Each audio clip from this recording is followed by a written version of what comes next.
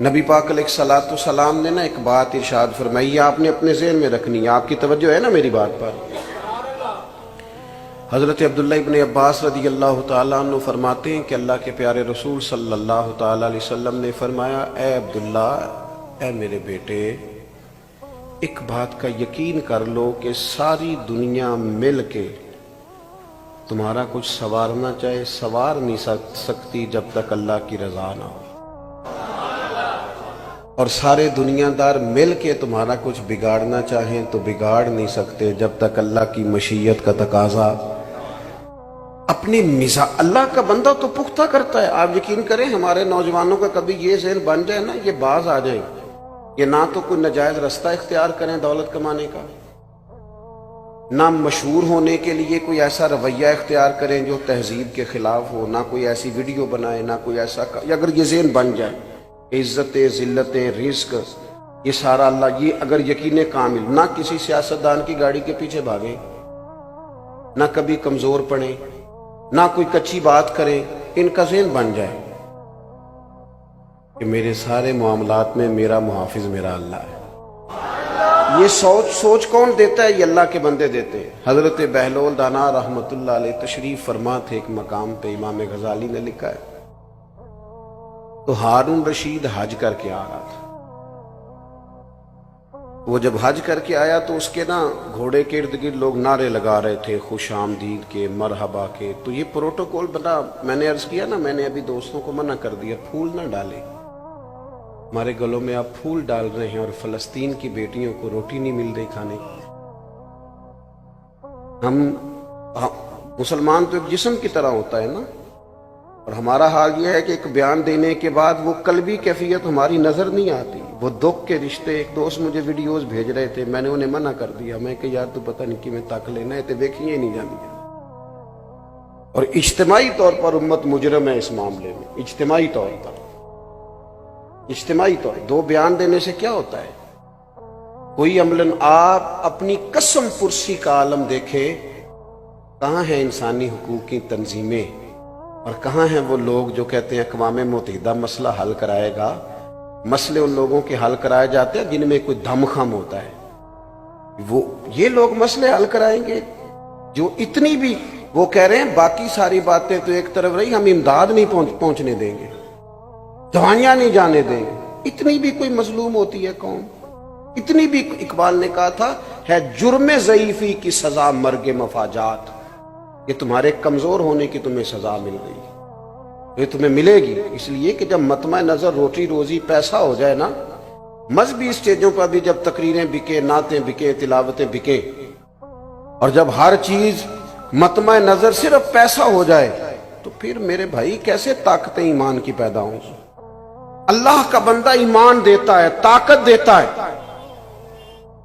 اس کے پاس بیٹھنے سے انسان کا ایمان جلا پاتا ہے۔ طاقت دینے کا معنی یہ کہ جلا پاتا ہے، تازہ ہوتا ہے۔ حضرت بہلول دانا بیٹھے تھے، بادشاہ سلامت کے نعرے لگ رہے ہیں اور بڑا استقبال ہو رہا ہے۔ ہارون رشید بھی بڑا راضی تھا، ظاہر ہے نعرے لگے تو پھر نفس کو تو بڑا اچھا لگتا ہے نا بندہ، پھر وہ ایسے ایسے کر کے لوگ ہاتھ ہلاتے ہیں، مزہ ہی بڑا آتا ہے۔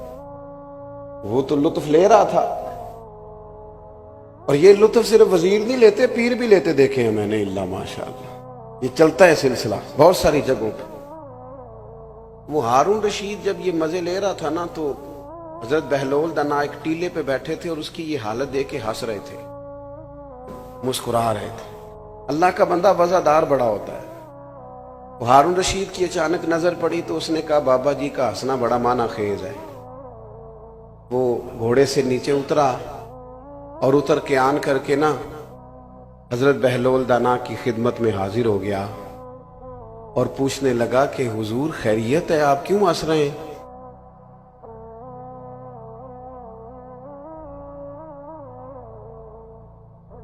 تو ہارون رشید آ کے نا، اب کیا ہوا جی؟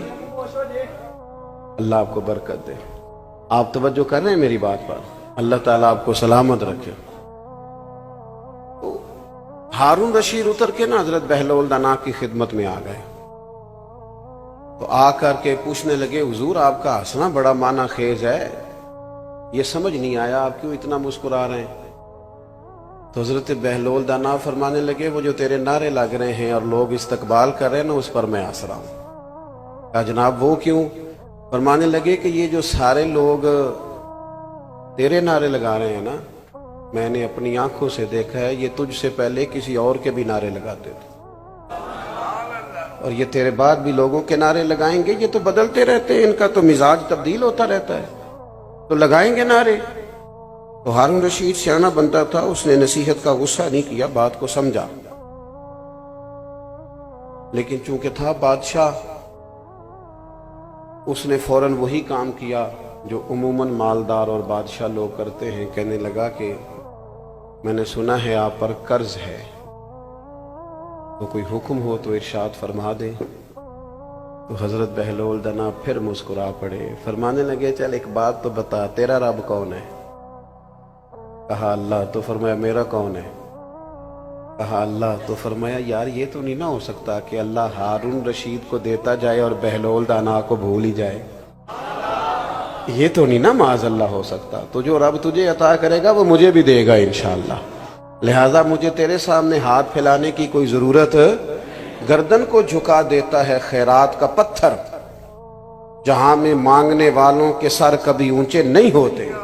وہ ایک شاعر ایک جگہ پہ بیٹھا تھا نا، تو شاعر ناراض نہ ہو جائیں تو بعض اوقات شاعروں کی حالت بھی بڑی پتلی ہو جاتی ہے، چادر لپیٹے رکھتے ہیں کئی کئی دنوں تک بعض لوگ، اس کی حالت تھوڑی سی زیادہ ہی ایسی محسوس ہوئی، تو ایک شخص گزرا تو وہ چند روپے پھینک گیا کہ شاید کوئی ضرورت مند بیٹھا ہے۔ بندہ بڑا عمدہ تھا، اس نے کہا اٹھا اپنے پیسے لے جا۔ تو کہا جناب آپ یہ کیا کر رہے ہیں، آپ کو ضرورت ہے، غریب ہے، رکھ لیں۔ تو اس نے کہا اگر ضرورت پڑے گی تو اللہ رسول سے مانگوں گا۔ اور کیا بات کی ہے، اگر آپ کو سمجھ جائے نا تو یہ اللہ کے بندوں کی بارگاہ سے خیرات ملتی ہے۔ اس نے کہا یہ آرزوئے کرم اور میں آپ سے کروں، یہ آرزوئے کرم اور میں آپ سے کروں، یہ آرزوئے کرم اور میں آپ سے کروں، یہ بھیک اس کو دیجئے جس کا خدا نہ ہو۔ میں کوئی لاوارہ سورہ پر رسول کا ہوں، مجھے عطا کریں گے۔ اللہ کے بندے ایمان کی لذت سے آشنا کرتے، ان کے پاس بیٹھنے سے انسان کا ایمان مضبوط ہوتا ہے، اللہ کی ذات پر بھروسہ مضبوط ہوتا ہے، امیدیں رب رسول سے وابستہ ہوتی ہیں۔ اور دوسری اللہ کے بندے کی تعریف قرآن نے یہ بیان کی کہ وَقَانُوا يَتَّقُونَ، وہ پرہیزگار ہوتے ہیں۔ ایک ہوتا ہے نمازی، ایک ہوتا ہے حاجی، ایک ہوتا ہے سخی اور ایک ہوتا ہے پرہیزگار۔ نماز پڑھنے والے کو کہتے ہیں نمازی، حج کرنے والے کو کہتے ہیں حاجی، سخاوت کرنے والے کو اور گناہ سے بچنے والے کو پرہیزگار کہتے ہیں۔ آپ ڈاکٹر کے پاس کبھی جائیں نا تو وہ دو کام کرتا ہے، ایک دوائی دیتا ہے اور دوسرا پرہیز بتاتا ہے۔ مشکل کیا ہوتا ہے؟ بس سمجھ لیں آپ، جو پرہیزگار ہو جائے وہ ولی بن جاتا ہے۔ دوائی کھانا اتنا مشکل نہیں ہوتا جتنا یہ جو پرہیزگار ہوتے ہیں نا، کوشش کرتے ہیں، ویسے تو معصوم انبیاء اور فرشتے ہیں لیکن اللہ کے بندے کوشش کرتے ہیں، تقوی اختیار کرتے ہیں، گناہ سے بچتے ہیں۔ تقوی کسے کہتے ہیں؟ حضرت عمر فاروق رضی اللہ تعالیٰ عنہ نے سیدنا ابی بن کعب رضی اللہ تعالیٰ عنہ سے کہا کہ بتائیے یہ جو قرآن و سنت میں بار بار تقوی کا ذکر ہے تو تقوی کیا ہوتا ہے؟ تو حضرت ابی بن کعب کہنے لگے امیر المومنین آپ بہت بہتر جانتے ہیں پر میرے ذمہ لگایا تو میں بتائے دیتا ہوں۔ فرمانے لگے کہ اگر تنگ رستہ ہو اور دونوں جانب جھاڑیاں ہوں اور انسان نے کھلا لباس پہنا ہو، اگر وہ اس رستے سے گزرنا چاہے گا تو کیسے گزرے گا؟ حضرت عمر فرمانے لگے سادی سی بات ہے، دونوں جانب ذرا جھاڑیوں کا خیال رکھے، کپڑے ذرا سمیٹ لے اور تھوڑا احتیاط سے گزر جائے۔ حضرت ابی بن کعب کہنے لگے بس یہی مجھے بھی سمجھ آئی ہے، دنیا میں دونوں جانب گناہوں کی جھاڑیاں ہیں، جو ذرا اپنے آپ کو سمیٹ کے گزر جائے اسے متقی اور پرہیزگار کہا جاتا ہے۔ اپنی زندگی میں تقوی اختیار کریں، بولنے میں بھی احتیاط کریں، سوچنے میں بھی احتیاط کریں، بلا وجہ کسی کے بارے میں بدگمان نہ ہو، کبھی غلط رائے نہ دیں، اپنی کھانے کے معاملے میں، رزق کے معاملے میں بہت زیادہ محتاط ہو۔ دو آدمی دنیا میں کوئی کارنامہ سر انجام نہیں دے سکتے، ایک جس کی نظر میلی ہو اور ایک جس کا رزق ناپاک ہو، یہ بزدل ہو جاتے ہیں، کمزور ہو جاتے ہیں، کوئی کام نہیں کر سکتے۔ جو نظر کا پاک ہو، رزق کا پاک ہو، اللہ کی توفیق سے اللہ اسے بڑے بڑے کام کرا لیتا ہے۔ رزق کے معاملے میں اللہ کے بندے محتاط ہوتے ہیں۔ ہمارے ہاں نا آج کل مسئلہ یہ ہو جاتا ہے کہ زبان کو بعض ذائقے لگ جاتے ہیں، اور ان ذائقوں کی بنیاد پر لوگ پھر تمیز نہیں کرتے بہت ساری چیزوں کی، کیونکہ اخراجات بڑھ جاتے ہیں۔ ہمارے ہاں ایسا نہیں کہ لوگوں کی آمدن کم ہوتی ہے، آمدن تو بہت زیادہ ہوتی ہے، لیکن اس حساب سے خرچے بھی زیادہ ہوتے ہیں۔ تقویٰ والی زندگی یہ ہے کہ تھوڑا محتاط طرز زندگی۔ حضرت امام احمد بن حنبل رحمۃ اللہ علیہ فرمایا کرتے تھے کہ ایک بوڑھی خاتون مسئلہ پوچھنے آئی تھی، میں نے ساری زندگی پڑھایا ہے، اور کبھی مسئلہ بتاتے میرے رونگٹے کھڑے نہیں ہوئے۔ بوڑھی ضعیف عورت مسئلہ پوچھنے آئی، پردے کے پیچھے اسے بٹھایا گیا، اس نے کہا حضور ایک شرعی مسئلہ دریافت کرنا ہے۔ تو میں نے کہا بہن پوچھیے۔ تو وہ کہنے لگی اگر میں چونکہ بیوہ ہوں اور بے اولاد بھی ہوں تو میں ہاتھ نہیں پھیلانا چاہتی۔ مومن کی شان کے خلاف ہے دنیا دار سے مانگنا، وہ جب مانگتا ہے رب رسول سے مانگتا ہے، وہ لوگوں کی جیبوں پہ نظر نہیں رکھتا، اس کا مزاج ہی نہیں ہوتا۔ وہ کہنے لگی میں محنت کر کے کما کے کھاتی ہوں، تو میں چرخہ چلاتی ہوں، اس سے میں سود بناتی ہوں۔ کئی دفعہ یوں ہوتا ہے کہ دن میں بہت زیادہ کام نہیں ہو پاتا، شام ہو جاتی ہے، تو میں چاہتی ہوں کچھ رات کو بھی کام کر لوں، سمجھے اوور ٹائم بھی لگ جائے، تو میں چھت پہ چرخہ رکھ لیتی ہوں، 14ویں رات کا چاند چمکتا ہے تو روشنی ہوتی ہے تو کام ہو جاتا ہے۔ کہنے لگی حضور دریافت طلب امر یہ تھا، مسئلہ یہ پوچھنا تھا کہ اب کچھ دنوں سے یہ ہو رہا ہے کہ بادشاہ کا لشکر گزرتا ہے، بڑی بڑی لالٹینیں ہوتی ہیں، ان کی روشنی بھی میرے چرخے پہ پڑتی ہے، پوچھنا تھا اس روشنی میں جو میں سود بناؤں گی وہ کمائی میرے لیے جائز ہے کہ ناجائز؟ امام احمد بن حنبل کہتے ہیں اس نے مسئلہ پوچھا تھا اور میرے آنسو نکل گئے، تڑپ گئے۔ میں نے کہا اماں آپ کون ہیں، کہاں سے آئی، تعارف کیا ہے؟ کہنے لگی آپ مسئلہ بتائیے۔ میں نے کہا نہیں بتائیں تو صحیح۔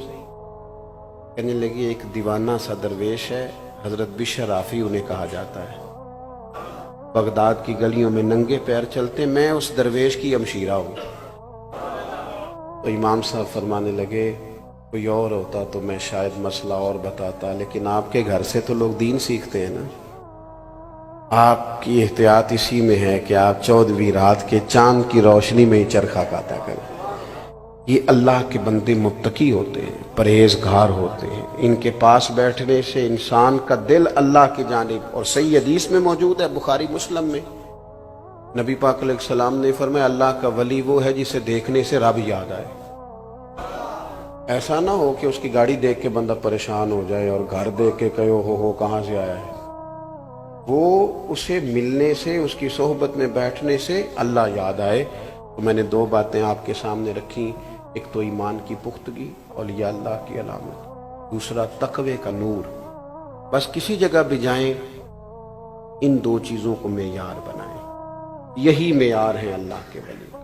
باقی یہ کہ کوئی آدمی کسی بات کو حیرت انگیز انداز میں کرتا ہے، کھینچتا ہے اور بلا وجہ کچھ چیزوں کی تشریحات غلط کرتا ہے تو وہ درست نہیں ہے۔ دین بڑا سادہ سا ہے، حضور نے کھول کر بیان فرمایا، اس میں کسی ابہام کی کوئی ضرورت نہیں ہے۔ اور میری آخری گزارش آپ سے یہ ہے، فلسطین والوں کے لیے بہت درد دل سے دعا کریں، تبصرہ کر کے چپ نہ کر جایا کرے وہ بڑا کچھ ہو رہا ہے جی یہ کہہ کے خاموش نہ ہو جائے۔ حضور نے فرمایا مومن ایک جسم کی طرح ہوتے ہیں، امت کا درد محسوس کرے۔ ہم نہ بری طرح ذاتیات کے جنگل میں پھنس گئے۔ اللہ تعالیٰ امت مسلمہ کے حکمرانوں کو ہدایت کا نور عطا فرمائے اور انہیں سمجھ عطا فرمائے اور شعور کی بلندی عطا فرمائے۔ کفر کو دیکھیں کیسے اکٹھا ہوتا ہے، کیسے بیان دیتا ہے، اور مسلمان احساس کمزوری کا شکار رہتے ہیں، حالانکہ رب کہتا ہے تم کھڑے تو ہو جاؤ، رب تمہاری مدد کرے گا۔ ان الذین قالوا ربنا اللہ ثم استقاموا تتنزل علیہم الملائکہ، جو رب کا نام لے کے ڈٹ جائے اس کی مدد کے لیے تو اللہ فرشتوں کا نزول فرما دیتا ہے۔